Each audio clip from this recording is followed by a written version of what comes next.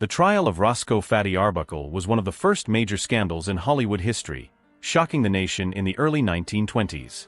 For those who don't know, Arbuckle was a silent film star known for his comedic talent and lovable screen persona. However, his career and reputation were forever tarnished by allegations surrounding the passing of actress Virginia Rappe. Whether or not he was truly responsible remained a topic of debate at the time, but we'll delve into that later in the video. The incident. On September 5, 1921, Arbuckle hosted a lavish party in his suite at the St. Francis Hotel in San Francisco. The event, held over Labor Day, was a celebration after his recent success in signing a lucrative $1 million contract with Paramount Pictures, making him one of the highest-paid actors of the era. The party was a typical Hollywood-style gathering, featuring alcohol despite prohibition being in full effect. Virginia Rappe, a 30-year-old actress and model, was one of the attendees.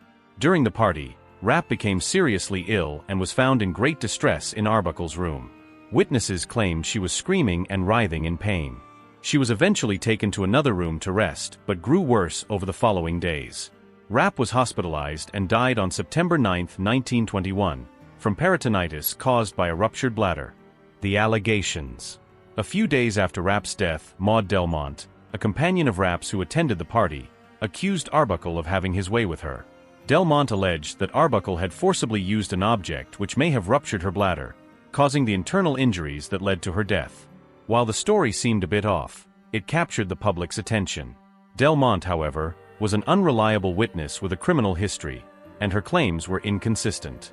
Despite the lack of solid evidence, the media ran with the story, portraying Arbuckle as a depraved monster who had used his physical size, he weighed around 266 pounds, to harm Rappe.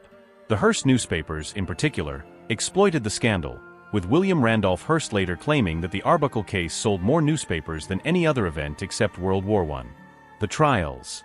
Arbuckle faced 3 trials between November 1921 and April 1922. First trial. The prosecution presented circumstantial evidence and testimony from party attendees. However, witnesses contradicted each other, and Delmont, the primary accuser, was not called to testify due to her credibility issues. The defense argued that Rappe's bladder condition was pre-existing and that Arbuckle had not harmed her. The jury deadlocked, with 10 jurors voting for acquittal and 2 for conviction. Second trial. The second trial also ended in a hung jury. This time, the jury was evenly split. Third trial. In the final trial, Arbuckle's defense took a more aggressive approach. They presented evidence that Rappe had a history of chronic health issues, including cystitis and a predisposition to bladder problems. Medical experts testified that her injuries were consistent with natural causes rather than assault. Arbuckle himself testified, maintaining his innocence and describing the events of the party. On April 12, 1922, the jury deliberated for just 6 minutes before returning a verdict of not guilty. They even issued a formal apology to Arbuckle, stating that a great injustice had been done. Aftermath. Although Arbuckle was acquitted, the scandal destroyed his career. The public and Hollywood's fledgling studio system turned against him.